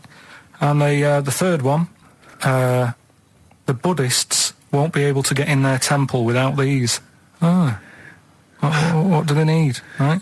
The Buddhists won't be able to get in their temple without these. The initials TM.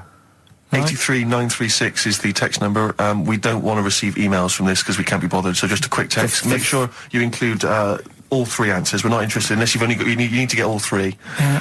But the winner may only get 2. But it's the first one with the most right answers. Yeah. And if that wins all those DVDs. Alias is a box set, to be fair. That's pretty good prize, that one. You could probably get two CDs when you take that down to Record Tape Exchange. And you don't need to see the first 2 seasons because you won't know what's happening anyway. Oh, okay, fine. I'm excited to think that there's some people now in Antarctica just scrabbling around to get a pen, just trying to figure them out. They'll probably stew on that for the next 2 months.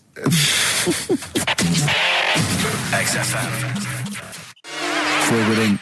Gorillas on XFM 104.9 on Ricky Gervais with me, Steve Merchant and Karl Pilkington. Karl, okay, we've got to sort this out. We didn't meet again this week, and this is a shoddy show. I thought we had a sort of framework for it, but Do you know what I mean? No, I thought it'd be, Karl could sort of tell him what was going on. He doesn't know anything except watching telly, late night telly on strange channels. Like he gets all his information about the news on Anna Nova, and I mean, I even tried to help him because Monkey News last week was awful. It wasn't Monkey News. It wasn't Monkey News. It was I can't remember it. I've been away on holiday. Brilliant. Yeah, and the Monkey News stops. I phoned him up. There was a front cover of the, I think it was the Telegraph one day this week, and it was an ironic story. It was a fluff piece, but it was a funny story. It was about a monkey in a zoo that had a ruck with its father because it's adolescent. It was like the equivalent of like 16 to 18, and it had a fight with its father, and it escaped. It ran away, and it was like, an interesting story. Yeah. I phoned Karl up and said, "This is a Monkey News.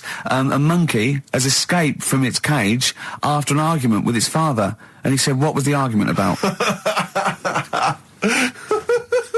I mean, he thinks like Homer Simpson. Yeah. What Amazing. was the argument about? Like the zookeepers are going, oh no, he's brought up his untidy room again. The father, he's caught him smoking again. I mean, what do you mean, what was the argument about? They have fights. They have fights, and then it ran away. His dad wanted him to go to college, but he just wants to quit and get a job. Yeah, and he fancied a monkey in the other cage, and the father was saying, "She's not good enough for you." No. Oh. So what we've got was some it Monkey about? News today? Yeah, I got a little bit of Monkey News. You got a little bit of Monkey News, right? You've redeemed yourself then this week. We've got some stuff there and that. What else has been going on? What are we going to talk about now? Sort of head's gone now. Your head's we've got gone. Monkey News. Yeah. And, Why is your brain? Why is it? It seems like since we've come back on air, you have become dimmer. I mean, it is extraordinary. It's like BSC has kicked in. Or and did you we really just are. forget? We just forgot. Maybe what- it's been a long time. We've forgotten just how stupid he is. Yeah. 'Cause it's proper. Do you mean it's the silences? He Yeah. forgets we're on the radio. There's just I know, dead air. it's unbelievable, and it's our name on this. know. They put up but as I said before, he is no offence, he's not a bright lad or educated or anything like that. Yeah, but but- some things he says does border on the retarded. Oh, yeah, I get- definitely, I don't- definitely. I've been trying to take in too much information though. That's the problem recently.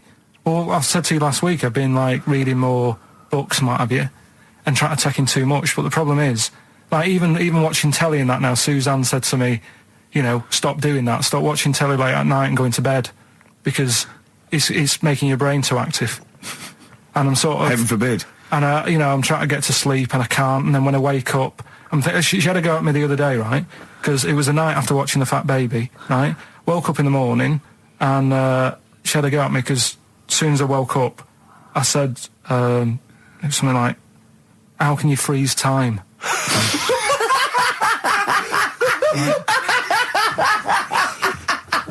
And she says, "Are you going to say good morning or whatever?" I'm gonna burst! Just imagine it, right? It's like the sun comes up through the window. Oh, she's right. Carl's like that, his little head. His eyes open, he goes, One of those floppy night hats. "How can you freeze time?" Oh, God. But it's because, like, whatever, the night before I might have heard that on the news or whatever, and it's just been sort of whizzing around my head. Sure. And, it was a big debate. I think have they found a way of doing it or something? What are you talking about? They've done something about freezing time and all that. See, this isn't information. This is nothing. That is nothing, that. They've done something about freezing time. Imagine Jeremy Paxman coming on going, "Well, the issues tonight said something about freezing time." It's think before you talk. No, but I don't worry about how to do it. I just think about what affects that Oh, one. they haven't asked you to get involved? Well, this is what I'm Phew, saying, though. You phew. can't explain it. It's a tough thing, isn't it? But what's the point of me worrying It's not about a question. Do you know what he said to me the other day? This is unbelievable. This is one of the most stupid, incredible things I've ever heard. He was talking, and he suddenly stopped, and he was thinking about it, and he went, "Oh," I went, "What?" He went, "You'd never see a black ghost." Extraordinary. that? True, though, isn't it? I've never seen a ghost, full stop. There are no ghosts. There aren't ghosts. No, but I mean when you just see them in, like, magazines and that. Play a record! Anthony and the Johnsons. Isn't that beautiful? Interesting. Hope There's Someone on XFM 104.9. I'm Ricky Gervais, with me Steve Merchant and Karl Pilkington. Well, Karl, more revelation. We were talking about it last week, but Karl brought it up again just now. Didn't want to go to the doctors. Didn't want to have a full sort of body checkup that may save his life because he saw on the website they do a test where they have to insert a finger in his arse. Oh, don't tell me about it. Why? Don't put it on the website. Just we look at your heart. Yeah. We'll check your blood pressure out. Yeah. And then they could just do it quickly. They could just sort of say, right. How do they do it quickly? No, but what I'm saying is it's worse, isn't it? Going in there knowing that, I mean, they've got it on the website. So you're on the journey on the bus thinking, in about 20 minutes I'm going to have a finger up my arm. But they're doctors. Yeah, but just They're not doing it for a laugh. They're not filming it with a two-way screen. They're not putting on boxing gloves so it hurts more. They're up. Oh, his prostate's all right. Out again. Out again. I'm just saying in the day, the sort of... Do you think they're in the pub going, here he comes? It's Pilkington. I have my finger up his arse today. Do they allow ladies to do that? Do they allow female doctors to do it? Of course they do. They're doctors. No, that's worse. Though. You're sounding like him. No, I'm just interested because, you know, do they allow female doctors to do the finger up the arse thing? Well, of course they do. They're doctors. Forget the female and male. They are doctors. Right, do you know any female doctors to do that? But what I mean is, isn't it a bit like if you're being searched at an airport, you know, and you're a woman, they send in a woman person to search you. They don't send in a bloke to do it. Is that the same thing? Yeah, they probably trust someone who's gone through 6 years medical college not to be taking the piss as opposed to a fat security guard who couldn't get anything else. Do you know what I mean? You're talking about there's doctors all the time coming out in the papers, or they gave them this so they could look at their boobs or whatever, or, you know, it's all you're always hearing stuff about dodgy doctors. But what I'm saying is the reason why they do that at security, because there's lots of security people and they can, you know, for your own, you know, for the, you know, your own modesty, there's a female one to search females and a male one to search males, and that's fine. But there's not like 4 or 5 GPs to choose from, and you go in there and you go, is it your arse and testicles? Do you want a bloke or you know? What about you what accept if they've it. got long fingernails? They don't have long fingers. What do you think this female GP looks like? She's sitting behind the desk like Cruella de Vil with cleavage and long red false nails going, hello love, bend over. This may hurt a little bit. There's gloves and Vaseline.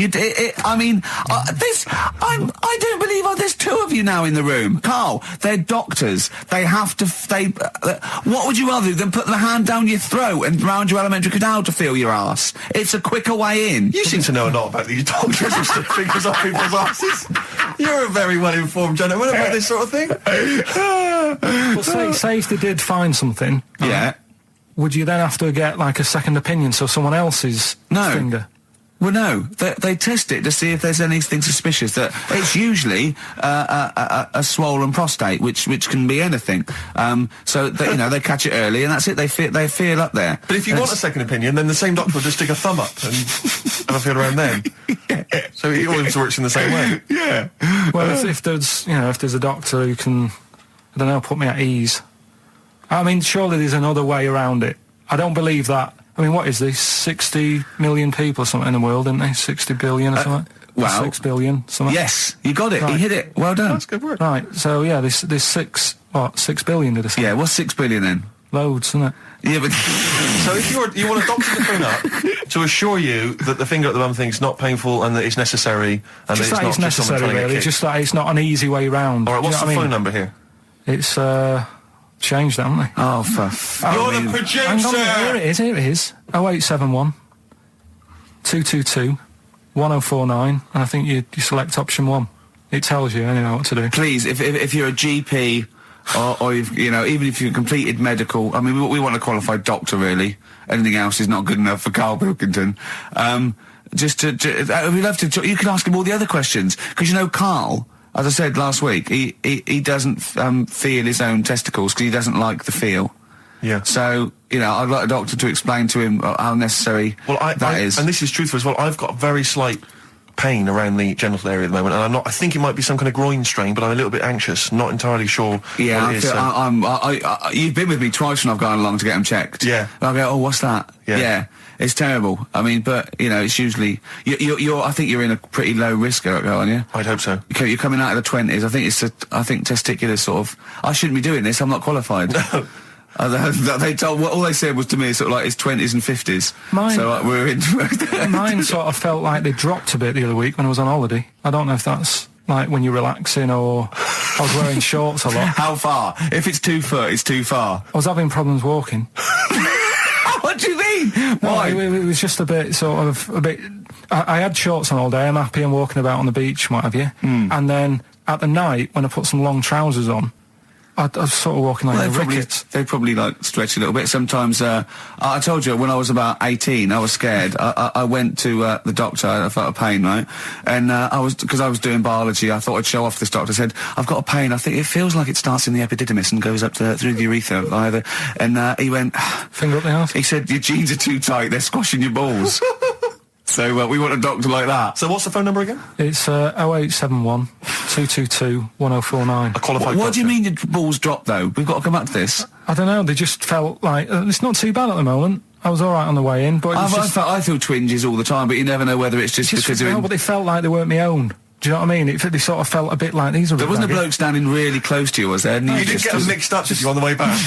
On the flight back? Someone else has got Well, take a leaf out of nudist books. They just walk around, they've got nothing on it. About nudists. Why? Well, let's play this ad break and that. And Have you had another encounter? If we've got time, I'll tell you about it. Have you really? XFM. Right, we've got who's that on the line? It's Rob. Rob, are you a doctor?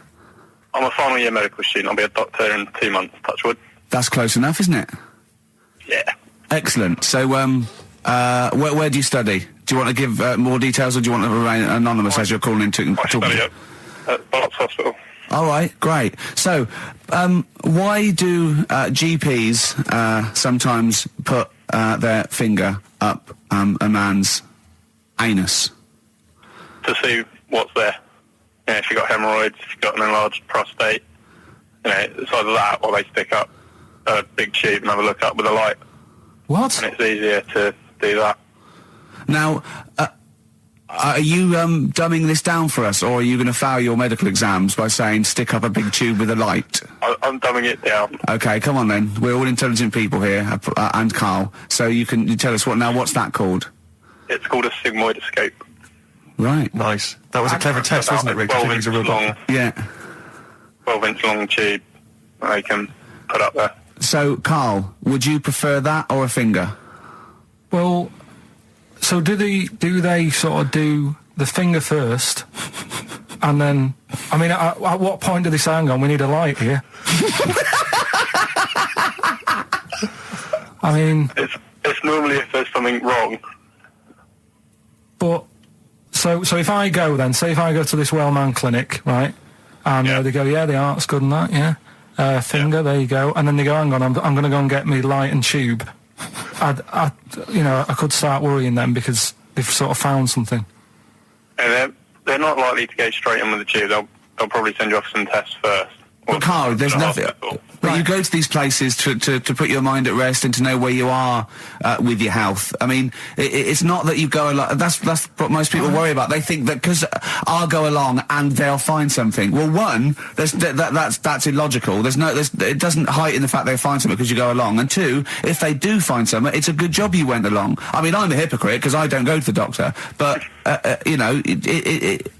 had that Carl, done. You should be concerned if when they shine the little light in your ear, it comes out the other side of your ear. No, the other ear comes right out the other side. That's when you should be worried. But Rob, right, you said then, if they find something, they send me off for some tests. Why can't I just have the test without that and cut out the middleman? Do you know what I mean? Because you're wasting lots of money. There's hundreds of tests they could do, and they could do every test, and they could all come back with nothing. Or they could do the finger up there and send you for the 3 tests you need to find out what's wrong with you. But in this day and age, with all the technology and that, and like brainy doctors and all that, the only way to find out is sticking a finger up there. What are you worried about, Carl? Is it fundamentally that this doctor who's has done 6 years medical training, is it embarrassing to have a man's finger up your ass? I just don't understand how you can get round to that without... But what don't you like? Is it fundamentally you don't like anything up your ass, or is it the fact that it's a man's finger up there? I don't like going to the doctors. It makes me nervous, because I think if anyone searches you long enough, they're going to find a fault with you, right? And especially if they're going that far into you. They're going to find something. And Probably not. well, you know, I just don't... I don't know how to get round to that sort of... that point where you get a... What do you talk to the doctor about? He's like, all right, nice day. Strap your trousers. He goes, he says, I'm gonna just, Most people just shut up and let you do it, and then breathe a sigh of relief when you say there's nothing there. Yeah. But is that at the end of the test, or is that the first thing he does? It's the last thing. So that trousers up out the door. Because he knows it ends conversation. He knows it's a bit of a faux pas. The doctor says, "Oh, I better not kick off with the finger up the arse." Well, what I do is I'll start on with the the head, and then we're down and go. Oh, one final thing, Mr. Pilkington. So Rob, he drops his keys and he goes, "Pick them up." And as you bend over, will you be doing this, Rob? Is this what you're like open to do? You do all these. I'll have to do it at some point. All doctors do it at some point, no matter what they specialise in. So the first one, is the another doctor there to sort of make sure you're doing it right? Not dentists. No, but do you know? Aren't doctors anyway. But do you know what I mean? Like, normally it's like a co-pilot will have someone with them for the first one. So when you put your first finger in, Yeah. will someone be there going, right, you just want to move to the left of I've it? already done it. Have you? Yeah. So that's the thing with a student, you're learning. So you get people teaching And you how to learn do on... these things. Can I just point out, Rob, I think I'm right in assuming that you have a glove on, Yep. and there's lubrication, Yep. and it doesn't hurt. No. There you go. What are you worried about, But Carl? who's this person who everyone's testing on in your class? It's not one person. One person. There's like, when a patient comes in and they've got a problem, your boss, the consultant, he does his finger up, and if he finds something, he goes to the patient, is it alright if the student has a feel as well? Then the student puts on a glove, puts the sleeve on the glove, and sticks his finger up and sees what he comes out with. Rob, I wish you could see Carl's face. I mean, his face when you said, and he says, can this fella have a go as well? He looked horrified. That he thought it was a free-for-all, like there's a queue of people trying on gloves and going, let's have a go. That looks good up there. What have you found? No, I mean, how come you had to sort of... Is it not something you could test on yourself rather than waiting for other people to come in? Because then, you know... It's an awkward position to get to, really, isn't it? Well, but you can have a good rummage then without feeling too awkward, but to sort of have a go on your first patient when you don't really know what you're looking for anyway, do you know what I mean? Never really thought about it.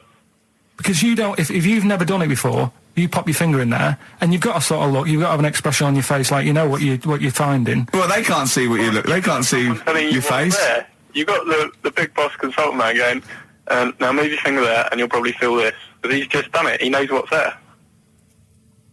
Well, what? Oh, so he's already had a go. He's had a feel, and he's going right. If you feel to the right, that's the conglomeracy or whatever. The congomblery, yeah. Its congomblery is in perfect working order. Well, that's... I'm still... Thank you, Rob. Thank you. I'm sorry you had to go through this. Carl is probably the worst patient you'll ever encounter in your medical career. Good luck with your finals, and thanks very much. And do you know any female doctors who do this? Or? Thank you. XFM 104.9. Thank you. Josh Rouse, it's the night time on XFM 104.9. Steve Merchant, Ricky Gervais, Karl Pilkington, and what is it time? I think so. Yeah.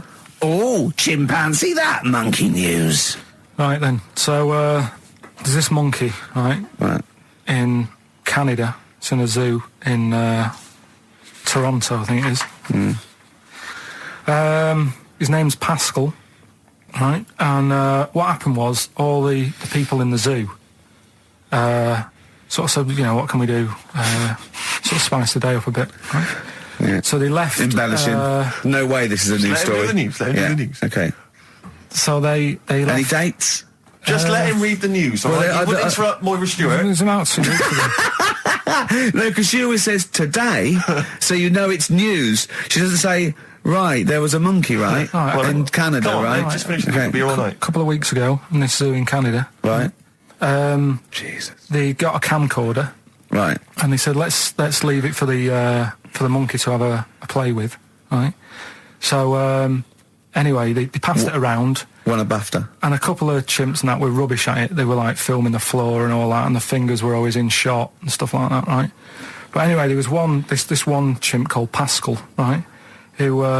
Annoys me that he calls them monkeys, though. They're not monkeys, they're apes. He was a dab hand at it, right? He was, like, filming stuff, really good shots, you know, sort of nice mood and that. He used the lighting properly and all the rest of it. No, he didn't. Is this the news? What are you talking about? Is this the news?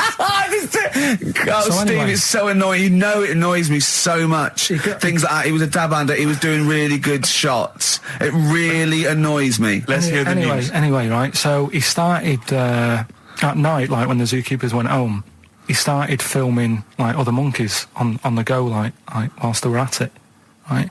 And he was filming them and what have you. The Ron Jeremy of the zoo. You know it's going to end up on the web. So anyway, the zookeepers came in the next day, and it's like, let's see what shots he's got. Anyway, he's got all this, like, you know, all these monkeys at it and what have you.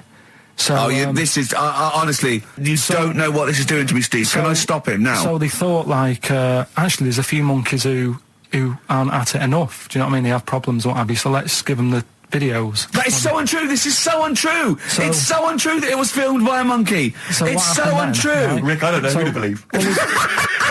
Oh, Carl, you're talking so much shit again. You must know that's not true. There's no way. There's a load of tapes out. Look at me. Look at me. Don't keep talking. Look at me. Yeah. You must know that's not true. Can we just hear the end of this news? All here. You had a go at me last week because I didn't have the full story. I've got the full story. You're still not happy. There is no way that by chance, what should we do? Let's give him a camcorder. That could happen. Right. He then films him at it. That might happen. It might happen, but I don't think he'd keep the camera still. Two, they go, I don't know. Yeah, this is good stuff. This is good shit. This porn's good shit. Anyway, look at that. He's got a lovely shot. Yeah. So this is ridiculous. Let me just recap, because I lost my way there. So the monkey has filmed the monkey porn, and now they're showing it to the other monkeys. Is he directing? Can you hear him saying stuff? Can you hear him go... It's just like, you know, Chimp Pimp 1, 2 and 3 and all the rest of it, right? But anyway, so they've got all these other tapes, because what happened was, they said he's quite good at this. Oh, and the animals, God! And the animals are happy having him around because he's not a human, he's just one of the gang, do you know what I mean? So they started putting him in with other things like, you know, ostriches. Right. And talking shit. There was and do you know they have a problem with pandas in Japan? Yeah. So they've sent him out there, filming a bit of. Where are you going? Honestly, you really annoy me. There's no way this is happening. Can we just hear the end? Why can't he just find a real story about a monkey? Let's hear the end. The end is really that he's going to China. He's filming the pandas and what. No, he's not. They wouldn't send a monkey director. They would not send a monkey director. Thunder Road by Bruce Springsteen, possibly the greatest rock song of all time. I don't know. Big words. Big words indeed, but I echo them. Well, we're running out of time. We've got to get on with the show. It's near the end. I hope you enjoyed it. I hope the scientists stuck in a big, I don't know, hut in the middle of nowhere in pitch darkness, 10 of them. I imagine they've been fascinated, Rick, by the finger up the arse discussion. We had Chinese don't age well, gingers, all that. The big fat kid. Well, actually, they're probably securing the knowledge that if they want to kill some time and it's dark, there's nothing better than stick your finger up someone else's ass. Exactly. So enjoy that. But they've been hanging on for Rockbusters clues, I imagine. There's the answer. So on, give us the clue again quickly. All right. So the first one was the fella let his wife know how he got the bruise on his legs. Go on. Right. That was Courtney Love. Yeah. Courtney Love. So that's Courtney Love. So that's the first one. CL. So that one's fine. The second one. That Potter lad. What am I doing? Letting that one go? Just let it go. Am I just letting that go? Annoyingly, we haven't got time to take issue with it, Rick. Okay. That Potter lad, he's got a lot of bottle, hasn't he, doing all that stuff with the wizards and that. Go on. That's Brave Harry, the Bravery, current sort of XFM band, the Brave Harry, that works as well. No, it doesn't. And the last one. No, it doesn't. No, it doesn't work. The Buddhists. It doesn't work. Won't be able to get in their temple without these. Doesn't work. Brave Harry. Doesn't work. Brave Harry. The Buddhists won't be able to get in their temple without these. TM. That's the monk keys, right? So who got all them? The monk keys. Who got all them? Right. Which band are called the Monk Keys? The Monkeys. Oh, the Monkeys. Yeah, the Monkeys. Right. So who's the winner this week? The winner this week is Gina. Well, we're letting that go, yeah. Gina got them all right. I think her text said she was from Horrorstead. I don't know. I've never heard of that place, but I assume that's right. But Gina, you win that selection. I can't believe she got them. I cannot believe she got them. But she goes wins those and also goes into the prize draw. We'll have 6 people competing for that original Matt Groening thing. If you go to rickygervais.com, you can see Matt actually doing that. We've got a signed Nigel Tufnell and original drawing of us as Flanimals. Actually, what I say, xfm.co.uk/Ricky. If you have a look at the picture. And well, that's it. It's 3 o'clock. I'm Ricky Gervais with me, Steve Merchant and Karl Pilkington. More drivel next time. A shaven monkey.